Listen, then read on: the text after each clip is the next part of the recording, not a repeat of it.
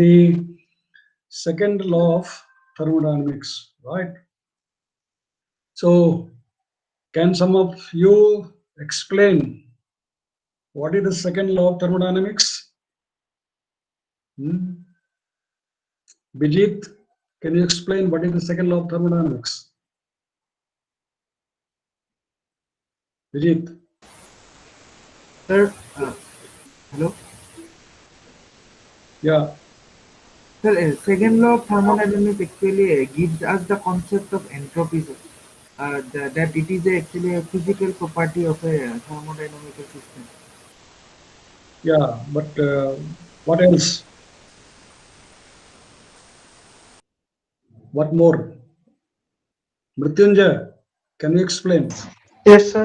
So, Yeah, second law of thermodynamics, pressure remains constant, sir. pressure remains constant. Yes. Is that the second law of thermodynamics? Hmm? What is the first law of thermodynamics? So, first law remains, the temperature remains. Now you have to study your BSc subjects, BSc physics. You said first law of thermodynamics states temperature is constant, and second law states pressure remains constant.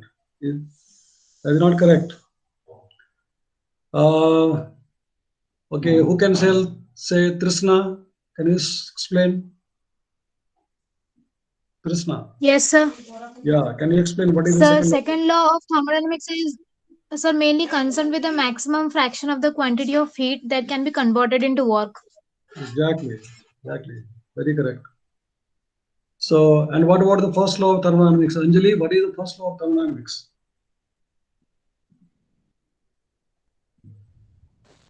Yes, sir. Anjali, what is the first law of thermodynamics?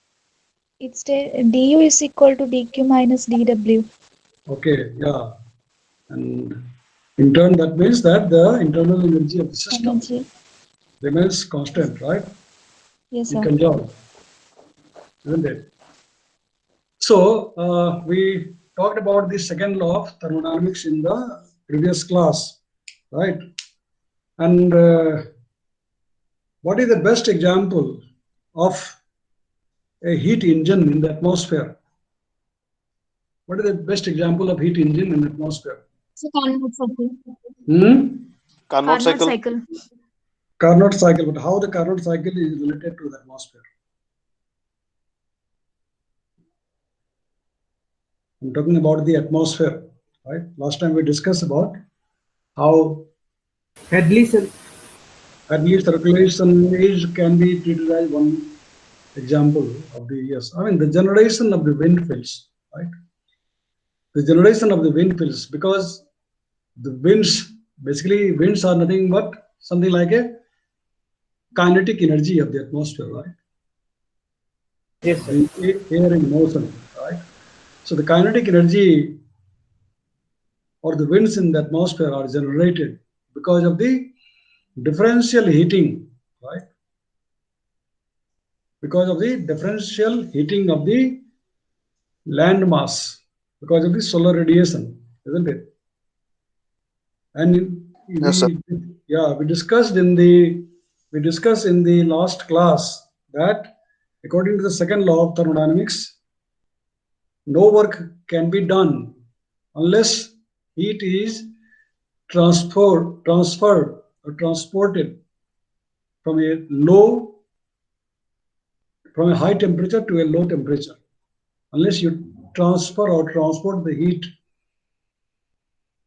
from a high temperature to a low temperature, no work can be done.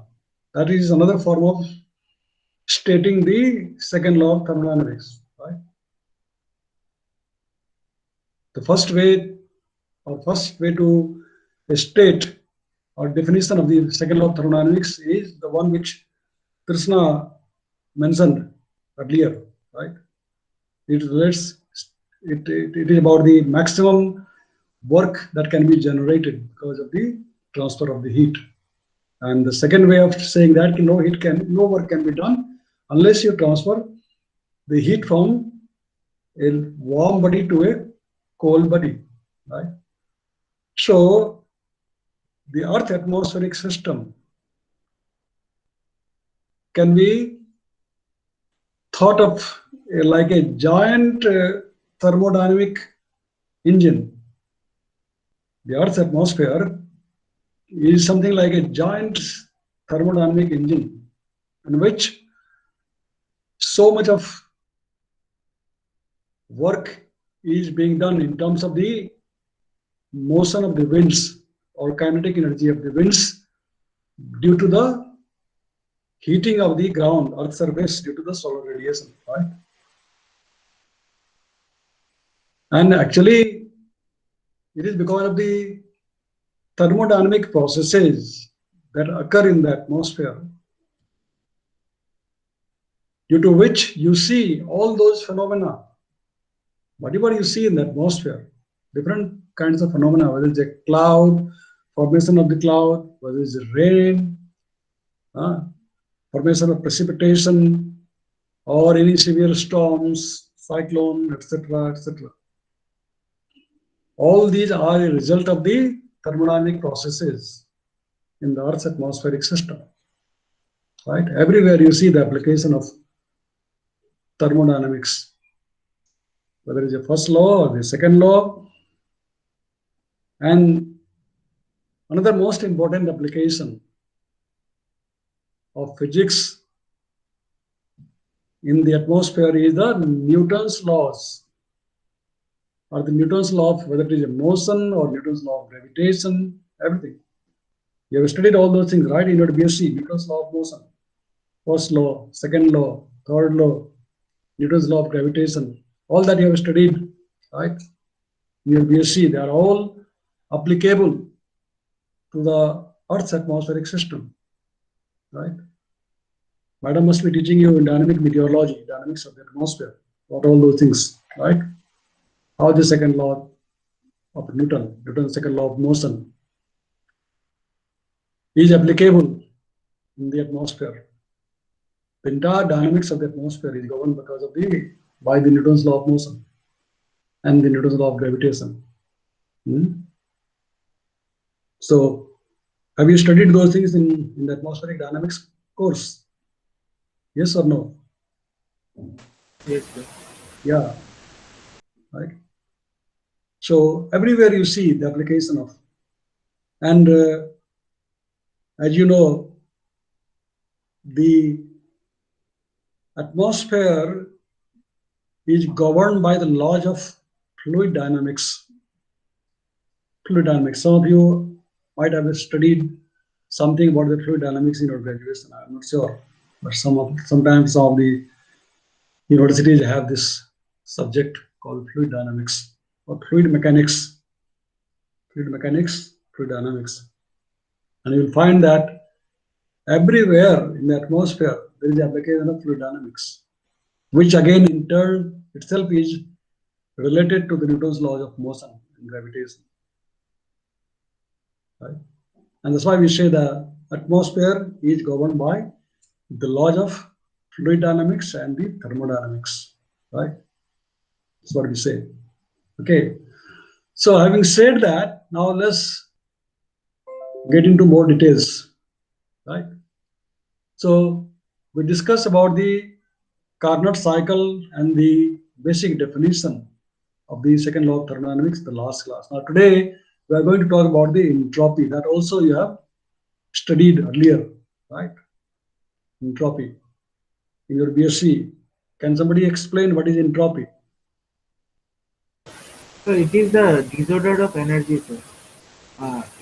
Like example, if we actually contain, like example, sir, if we take two vessels, one vessel is in a higher pressure and another vessel in lower pressure, and if we connect them, the constituent particles are exchanged between them, and due to this exchange, and due to this equilibrium, there is actually disorder of the particles are happening, and this disorder of the system is called entropy. Right. I mean, you have talked in terms of the classical physics definition, right? In terms of the definition of the physics that you have studied, right? So is the entropy a conserved quantity or not? is the entropy of a system. Kanjav.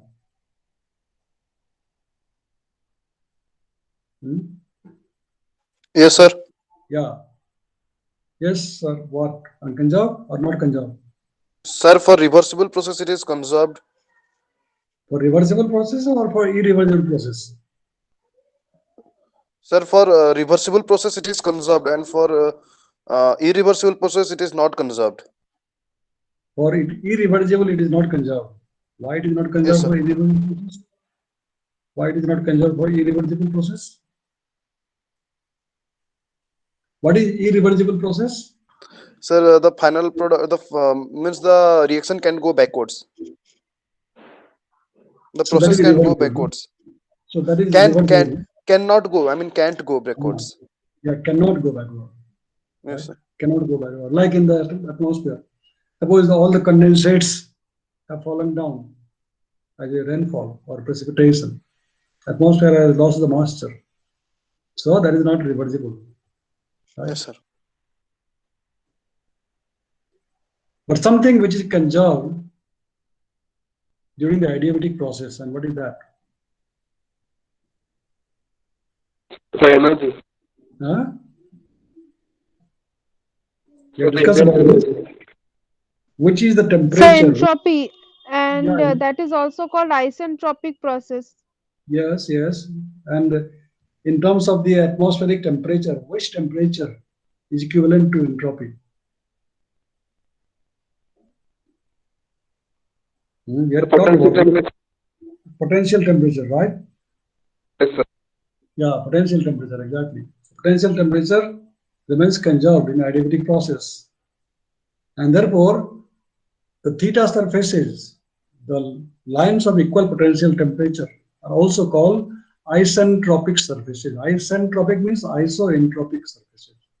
The surface on Yes, sir. which the theta is constant or entropy remains constant or conserved. On the theta surfaces, right, the entropy remains constant. Like on an isobar, the pressure remains constant, right? On an isotherm, the temperature remains constant. Similarly, on an isentropic surface, the entropy remains constant or conserved. And therefore, the adiabates on a T5 gram, you have seen the T5 gram, the adiabates, right? The adiabates, as you remember, if you recall, the adiabates are nothing but the lines of equal potential temperature, theta, isn't it? Adiabates are the lines of equal potential temperature, isn't it? So along those lines, theta is conserved, or that means, in other words, entropy is conserved, right? Along the adiabates. So now let's discuss this now more systematically. Entropy. Okay. Now let's see. This is a typical thermodynamic diagram, right? In which you have got pressure in the y-axis, volume in the x-axis. As I said earlier, now this thermodynamic diagram, the PV diagrams will come very frequently during our entire class of atmospheric physics, right? Now in this diagram, you can see we can draw in a different ways, like T5 is one of the complex form of the thermodynamic diagram. But in all those diagrams, you have got adiabates, you have got isotherms, right? And here, as you can see, these red lines are isotherms. Red lines are isotherms having same temperature, equal temperature, T1, T2, T3, etc. Right? And these orange lines are the adiabates, same potential temperature or isentropic surfaces, theta 1, theta 2, theta 3, right? Adiabates and isotherms, right? So in the figure, isotherms are red curves leveled by temperature, and adiabates, the tan or orange curves, are leveled by potential temperature on the PV diagrams. Okay. So consider the three adiabates leveled by their potential temperature theta 1, theta 2, and theta 3 on this PV diagram. Okay. Now, in passing reversibly from one adiabate, say from one adiabate, we are passing reversibly to another adiabate. From say, let's say, from theta 1 to theta 2, you are passing. Okay. Isothermally, so that the temperature is constant. Okay. Along an isotherm. That is in one operation of a Carnot cycle. Then heat is absorbed or rejected, where the amount of heat Q reverse indicates that the heat is exchanged reversibly. Depends on the temperature T of the isotherm. Right? You are passing from one adiabate to another adiabate, from theta 1 to theta 2, isothermally. Right? Isothermally. Okay. Moreover, it follows from the last equation that we discussed, 37. You remember 37, equation number 37. Now, we had discussed it earlier, like said that Q1 divided by Q2 is equal to P1 divided by T2. We had derived this expression also in one of the classes, earlier classes. Or you can say that Q1 divided by T1 is equal to Q2 divided by T2. Right? We have discussed about this in one of the previous classes, if you recall. Okay. So,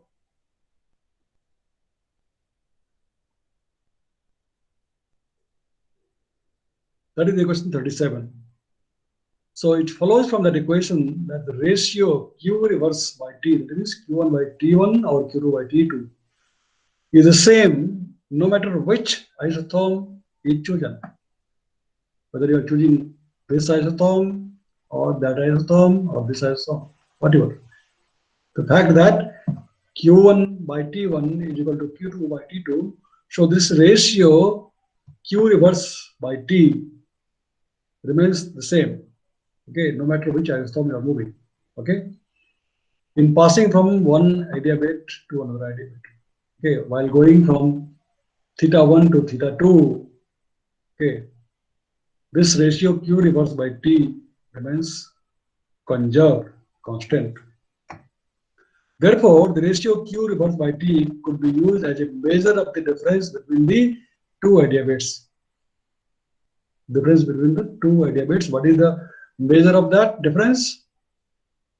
This difference is actually called the difference in the entropy S between the two adiabates. Q reverse by T is the difference in the entropy between the two adiabates, theta 1 and theta 2. Okay. More precisely, we may define the increase in the entropy ds of the system as ds is equal to d of Q reverse divided by T. This is the Q reverse by T. Okay. This is defined or denoted, let us say, by ds, where S is the entropy of the system. Okay, let's say this is equation number 38. So, due Q reverse divided by T, the heat that is added reversibly to the system at the temperature T. Okay. And this is the change in the entropy because of that. So, for a unit mass of the substance, ds is equal to dq reverse divided by T. And we can say that the entropy is a function of the state of a system and not the path by which the system is brought to that state. Okay. As you can have seen in the previous diagram, it is the state of the system, is a function of the state of the system and not the path. Whether it is going along the isotherm T1 or whether it is going along the isotherm T2, it doesn't matter. Okay. Entropy is a function of the state. So we see from the first law of thermodynamics in this form, that is dq is equal to du plus pd alpha, And this equation 39, that for a reversible transformation, the first law of thermodynamics may be written as T times ds equal to dq, and that dq from this one is equal to du plus pd alpha, right? You can write that T ds equal to du plus pd alpha, where ds is the change in entropy, du is the change in the internal energy of the system, p is the pressure, and alpha is the volume, a specific volume. So this is the change in the specific volume, right?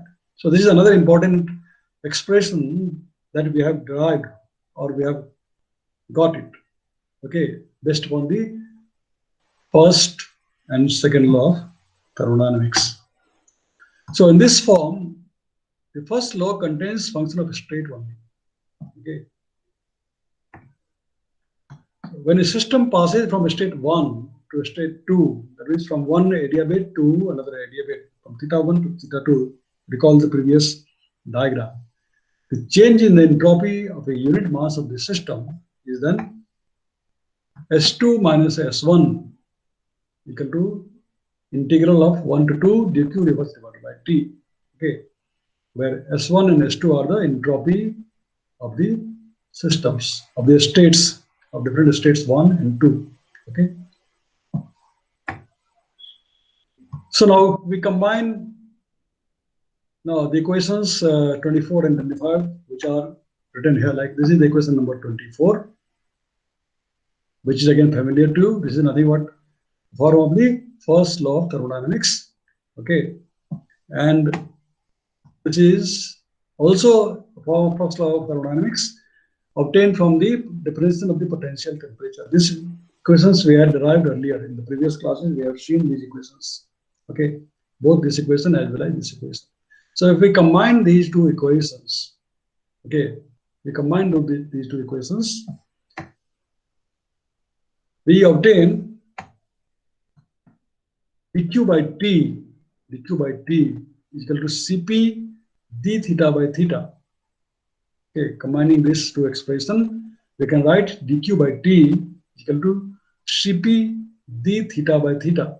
Okay, it is a simple algebraic manipulation. You can just try yourself now at your home, right? On a piece of paper, you can just try. So by combining these two equations, we can simply write dq by t is equal to Cp d theta by theta. Okay. Therefore, because the process leading to 24 and 25, these two equations are reversible, okay, we have from this equation 39 and this equation 42.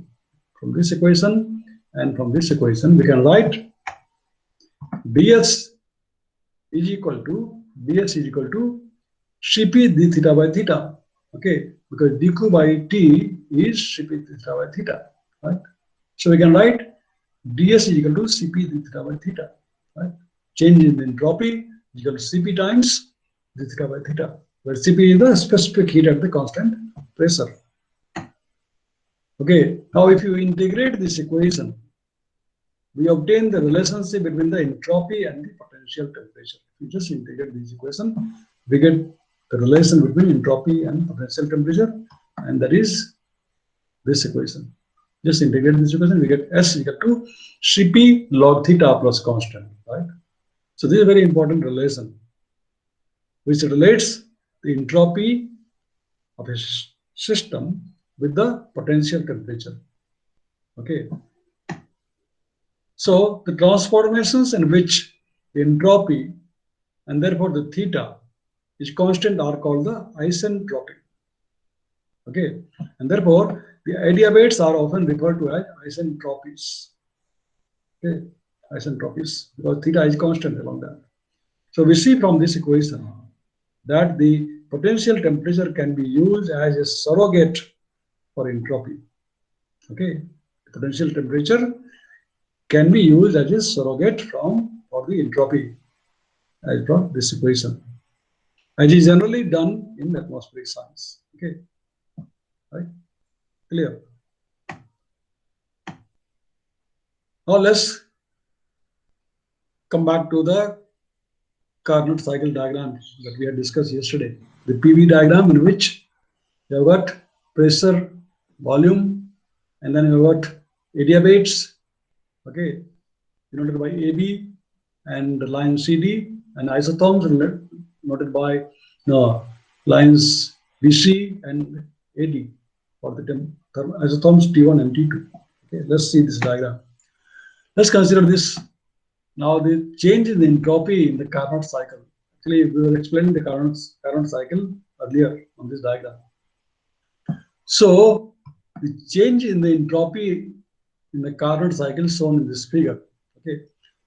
Now here the transformations from A to B. That means you are moving from one state to another state, from the point A to point B along the adiabate. So the transformation from A to B and again from C to D, same adiabate, are both adiabatic, right? And therefore reversible. And so in these two transformations, there can be no change in the entropy. Okay, even if you are changing from the temperature T2 to T1, okay, along this adiabate, the temperatures are changed from T2 to T1 or from here to here, T1 to T2, right? Even if the temperatures are changed, the entropy remains constant. Entropy does not change, okay? Now in passing from state B to C, from here to here, the working substance takes in a quantity of heat called Q1 reversibly from the source at temperature T1, okay? While transforming or passing from B to C, from this adiabate to that adiabate, the working substance, in our case it is air, right? In our case it is air, atmospheric air. The working substance takes in a quantity of heat Q1, right, reversibly from the source at temperature T1, okay? Therefore, the entropy of the source decreases by an amount Q1 divided by T1, okay? The entropy of the source decreases by an amount Q1 by T1, right?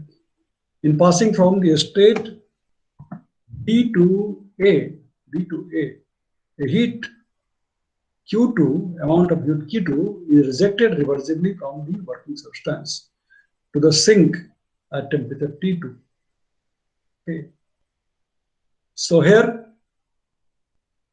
the entropy decreases by an amount Q1 by T1, and here the entropy increases, okay, by Q2 by T2.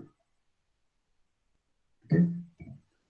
Since the working substance itself is taken in a cycle and is therefore returned to its original state, because we started from here. So by going through this cycle, A to B, B to C, C to D, and again back to A, D to A, okay.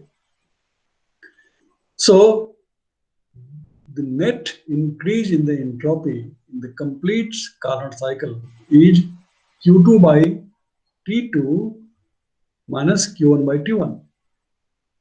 Okay, the net increase in the entropy or net change in the entropy in this Carnot cycle by passing from this state to that state in this cycle is basically the difference between Q2 by T2 and Q1 by T1. Okay. However, we have shown earlier that Q1 by T1 is equal to Q2 by T2, and hence there is no change in the entropy in a Carnot cycle. So it proves that in a Carnot cycle, the entropy does not change. Okay. Now let's consider this diagram. Okay. Again, you have got along the y-axis temperature, and along the x-axis you have got entropy S. Okay. Let's see that these are the isotherms at temperature T1, and this is isotherm at temperature T2. And similarly, this is an adiabate. Okay. And this is another adiabate. A to B, C to D. Okay. So it is interesting to note that if in a graph called a temperature entropy diagram, this is a temperature entropy diagram. The temperature in the Kelvin, okay, is taken as the ordinate. In the ordinate, we have got temperature and entropy as the abscissa. So the Carnot cycle assumes a rectangular shape as shown in the figure. This is a rectangular shape. This is the Carnot cycle. Where the letters A, B, C, D corresponds to the state points. Okay, the state. This is one state. This is another state. Okay, one state, another state. So adiabatic processes, that is from A to B along the same adiabatic processes, right? And also C to D, represented by the vertical lines or lines of constant entropy. These are actually the lines of constant entropy because same adiabate, theta constant, okay? And the isothermal processes like B to C and D to A, they are the isothermal processes. Same isotherm, same temperature T1, same temperature T2. Denoted by BC and BA, these two horizontal lines. Okay. Therefore, from the last equation, the change in the entropy ds, which is ratio of the dQ'd by T, okay, where ReV indicates the reversible process. Change in entropy. It is evident that in a cyclic transformation, A, B, C, D, A, this is cyclic transformation. The heat Q1 taken in reversibly by the working substance, that is air in our case, from the warm reservoir, okay, from the warm reservoir, let's say this is a warm reservoir, this T1 is higher than T2. T1 is temperature greater than T2. So from a warm reservoir, okay, is given by the area X, B, C, Y. X, B, C, Y. This area. Okay. The heat Q1 taken reversibly by the working substance from the warm reservoir to the cold reservoir is indicated by the area X, B, C, Y. Okay. And the heat rejected Q2 is given by this area, XA dy. The heat rejected is this, and heat absorbed, okay, heat taken is this area. So the net change in the entropy is this area minus this area, which is this one, right? Therefore, the work Q1, Q2 done in the cycle, okay, this is the work done Q1 and Q2. The cycle is given by the difference between the two areas, okay, this area minus this area, which is equivalent to the shaded area, which is equivalent to this shaded area, ABCD in this figure, okay. So any reversible heat engine can be represented by a closed loop on a temperature entropy diagram. This is a temperature entropy diagram. It can be indicated by a closed loop. The heat engine can be indicated or represented by a closed loop on the temperature entropy diagram. And the area of the loop, this loop is proportional to the net work done by the engine in one cycle. Okay, this area also represents or indicates the net work done in one cycle by changing the state from this to that in the cycle. Okay. So the thermodynamic charts on which equal area represent equal net work done by or on the working substance are particularly useful. Now, the SQT log P diagram, which we had discussed earlier, the SQT log P diagram, right? And all those things which we're trying to explain on the SQT log P diagram, on the triphiogram, in terms of the area, okay? In terms of the area, like we were saying that the K, right, the convective available potential energy, or the CINE, kind, the convective inhibition energy, right? Those K or kind were actually also equivalent to the area enclosed by the adiabates. by the area weight and the temperature. If you recall the diagram, diagram, I mean, if you say recall this, you say, no, you have got a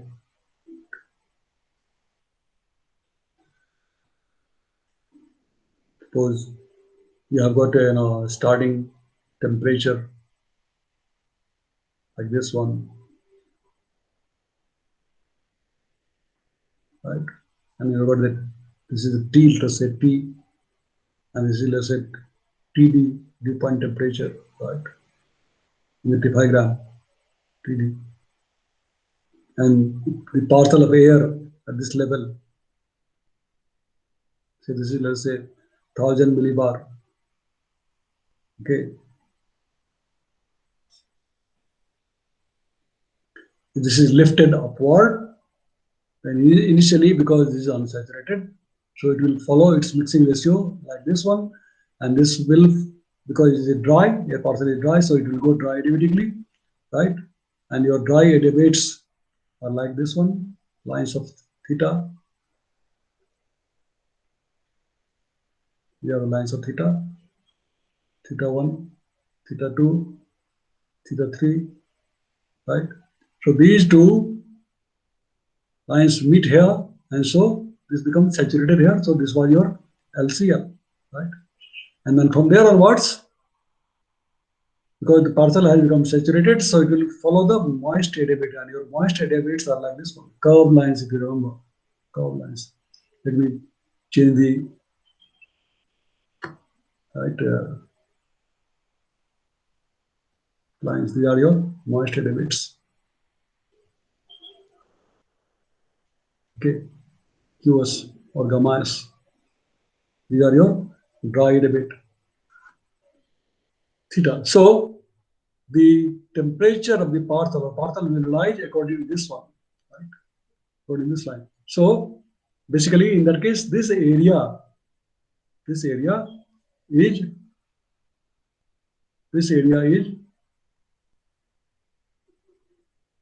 the cape.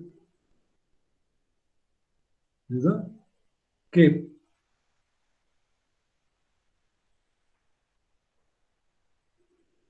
Area enclosed by this two curves, right? Is equal to the cape. Something similar to the Carnot cycle that we are just discussed. Okay. So the thermodynamic charts on which equal area represents equal net work done by or on the working substance are particularly useful. Like the SQT log chart has this property, right? So I think we have discussed about the entropy today is already almost 1:42, quarter to 2. So we have stopped the class today here. And in the next class, we shall discuss another important equation, that is the Clausius-Clapeyron equation. Right?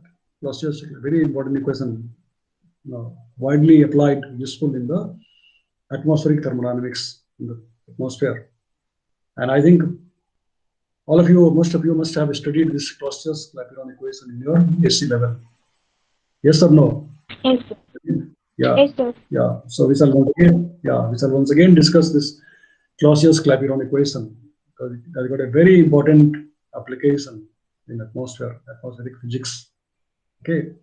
So for today we will stop now. Okay. And any question for today? No, sir. No question? Okay. So I stop sharing the PowerPoint. Is anybody's attendance is left? Sri Lakshmi, since now Sri Lakshmi is there. Yes, sir. I'm late. Yeah, you joined late. Yeah, you came late. You should come on time. I think last time also you were late. Very much. You should come on time. Anybody else? Nobody. So all the attendance are made. We discussed many things in the beginning which are not recorded. Sri Lakshmi. We discussed many things which are not there in the video. Right? Those things I did not record. Sir? I record before you came in the class. Yes, sorry. Yes, sir. Yeah, we discussed about the New Year's program for tomorrow. Did you hear that? No, you missed about that. No, sir. You missed because you were late. You missed about that, and those things are not recorded. I don't record those things. I recorded only the class which we are going to discuss subject matter. Before you came, we discussed a lot of things about the New Year's program. Now that you can ask from your friends, okay? What we discussed and what you missed, all right? So try to come on time, okay? So, Yes, sir. yeah, so now we will stop today's class. I'm going to stop the recording also. I've already stopped recording. No, not yet. Stop recording.